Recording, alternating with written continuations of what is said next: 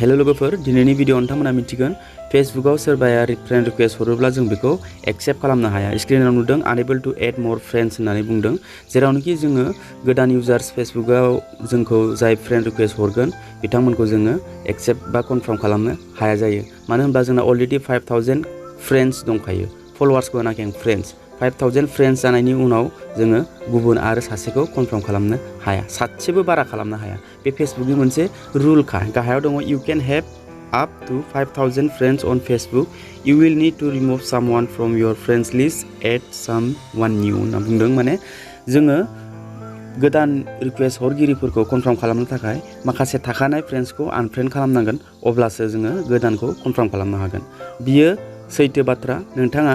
गोदानखौ जुदि दा गोबां फ्रेन्ड रिक्वेस्ट हरदों नाथाय एक्सेप्ट खालामनो हायाखै बा कनफार्म खालामनो हायाखै अब्ला नोंथाङा पुरानाखौ आनफ्रेन्ड खालामनांगोन अब्लासो नोंथाङा नैबे गोदानफोरखौ हागोन कनफार्म खालामनो नाथाय जोङो गोदानफोरखौ कनफार्म खालामनाया गोनां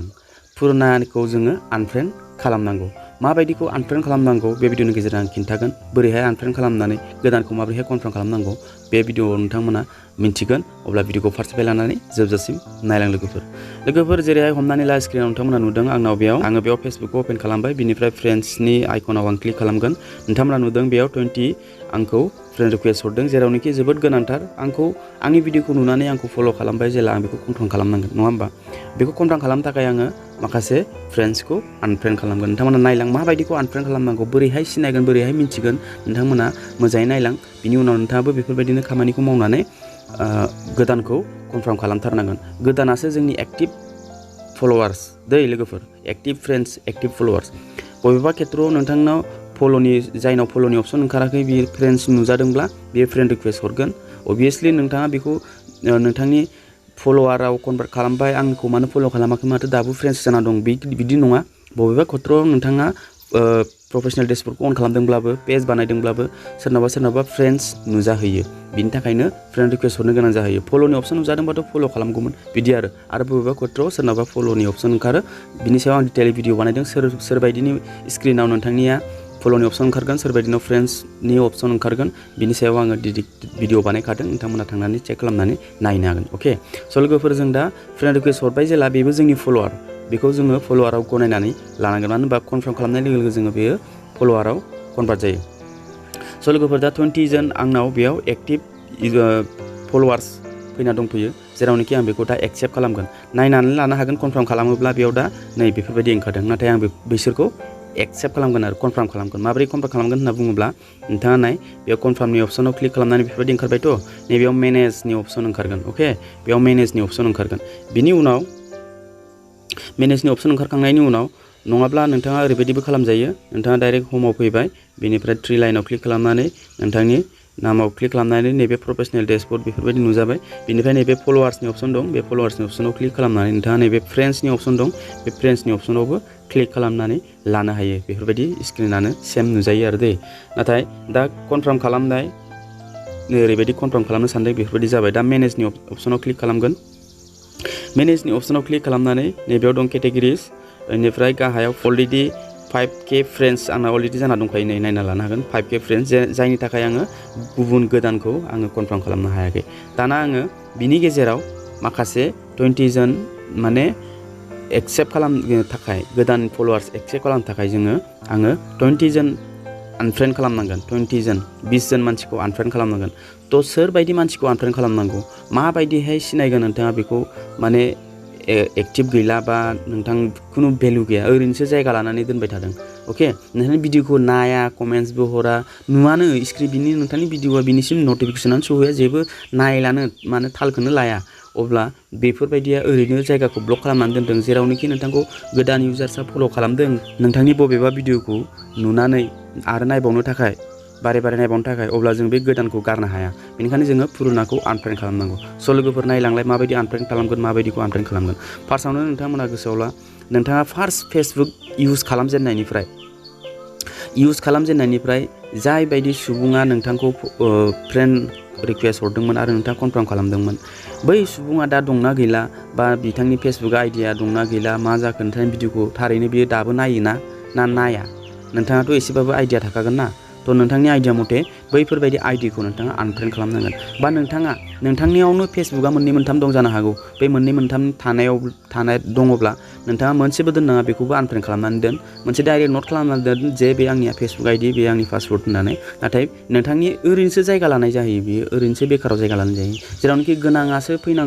गोनां दङ बेखौसो जों इनभाइट खालामनांगौ बा फल'वाराव कनभार्ट खालामनांगौ दा जोङो बैफोर थाखानाय पुराना नंखाय फेक आइडि बेफोरखौसो जोङो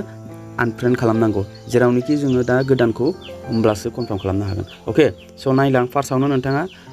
नोंथांनि भिडिअखौ नाया जाय बायदिया नाया आरो बेयाव फेसबुकआव बेयो एक्टिभ गैया बे फेक आइडिसो जास्ट माने ओरैनोसो माने ब्लाबाव फेसबुक आइडि खुलिनानै नोंखौ मोनसे कमेन्ट्सनि थाखाय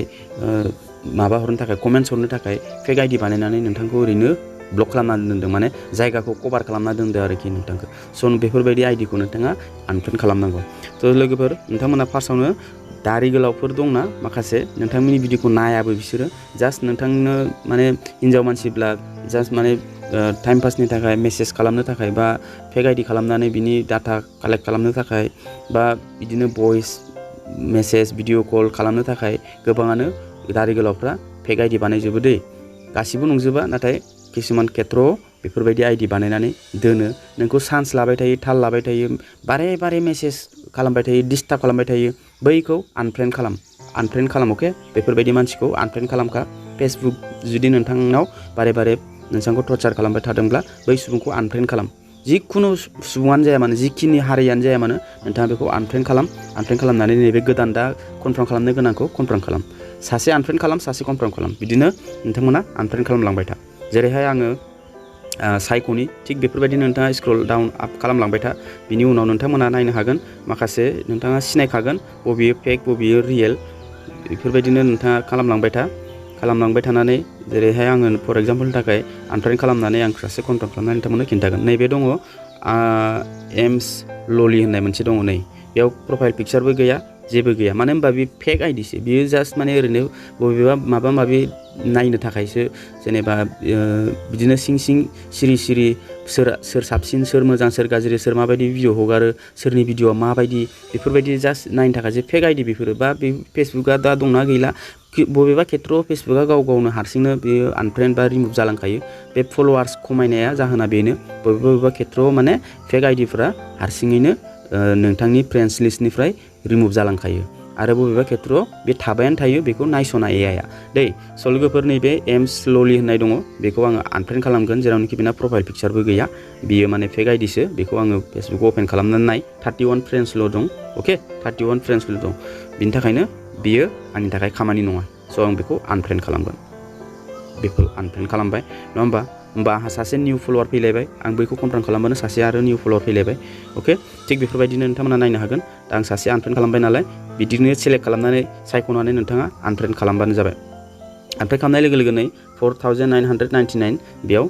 जाबाय अब्ला आङो बेक फैनानै नैबेनिफ्राय सासे कनफार्म खालामनांसिगोनलाय बेफोरबायदि बियो एक्सेप्ट जाबाय अके फ्रेन्ड रिकुवेस्ट एक्सेप्ट सासेया नैबे एक्सेप्ट जाबाय थिग बेफोरबायदिनो नोंथाङाबो सायख' साफा माथो खालामना थानो टाइम मोननायावनो नोंथाङा दसे टाइम जिरायनायावनो बेफोरबायदि खामानिखौ मावनानै ला जाय माने फेसबुकआव खामानि गैया बायदि मोनदों नोंथाङा बेखौनो आनफ्रेन्ड खालाम आरो दहायनो बुंखादों आङो बैफोरखौ माने गुबुन हारिया जे जोंनि मानसिफोरखौ बिराद टर्चार खालामो हिन्जावफोरखौ बांसिनानो बेसिकेलि माने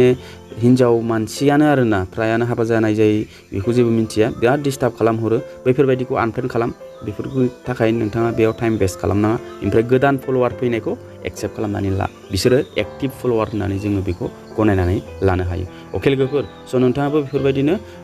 खालामनानै लादो आरो बाखि नोंथाङा आनफ्रेन्ड खालामालासिनो कनफार्म खालामनो सानदों अब्ला हाया बेयो मालाबाबो जानो हाया बे फेसबुकनि रुलखा स' लोगोफोर बेफोरबायदिनो खामानिखौ नोंथाङाबो मावनानै ला आरो गोदान फैनाय फेसबुक फल'वारफोरखौ कनफार्म खालामनानै लाथार अके स' दिनैनि भिडिअआ बेखिनियावनो भिडिअखौ मोजां मोनदोंबा लाइक खालामदो चेनेलाव फार्स्ट टाइम फैदोंब्ला चेनेलखौ साबस्क्राइब खालामनानै बेलनि अल नटिफिकेसनखौ अन खालामनानै होदो जाहाथे बेफोरबायदि इनफर्मेटिभ भिडिअ नोंथांमोना नुबाय थानो मोनो आरो बे भिडिअखौ फेसबुकआव नायदोंबा पेजखौ फल' खालामनानै भिडिअखौ लाइक खालाम आरो कमेन्ट शेयार खालामनानै होदो अब्ला भिडिअ बेखिनियावनो लोगो मोनगोन next video tata bye bye and take care